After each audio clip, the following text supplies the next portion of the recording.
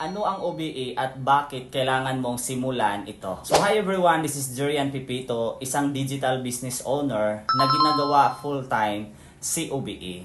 Kung ikaw ngayon isa ka sa nagtatanong at gusto mong malaman ano ba talaga ito, well, OBE stands for Online Business Academy. Unang-una, from the words online business, negosyo siya in purely online lahat.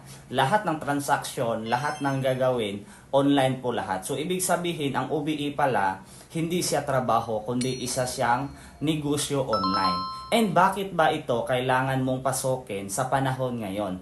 Unang-una, kasi nga, very trending. And syempre, kung gusto mo rin makasabay para kumita kagaya namin na dito sa online na kahit nasa bahay lang, OBE ay pwede talagang gawin mo kasi nga dito we offer services. Hindi mo na kailangan na magaling ka sa sales kasi hindi tayo nagbibenta dito ng produkto. And lalong-lalo na kung ikaw ay mahiyain, ay pasok na pasok ka pa rin dito. So, syempre, bakit ba kailangan natin pasukin? Ito yung isa sa rason. Kasi nga, 40 years lang tayo na pwede magtrabaho. And after 40 years, malamang sa malamang, mag-iisip ka kung ano kaya yung negosyo na papasukan mo. So, habang may chance na pwede mong gawin si OBE habang nasa work ka without leaving your current job right now or isa ka mang OFW na nasa ibang bansa, well, ang OBE po ay pwede talagang magawa mo at least 2 to 3 hours sa isang araw. Para at least kung ikaw mag-retired na, tuloy-tuloy pa rin yung kikitain mo kasi nakasimula ka na ng maaga dito sa OBE. And yung kailangan lang dito ay cellphone, stable internet connection at account ID. Comment how below, share mo na rin ito, mag-like ka sa video na to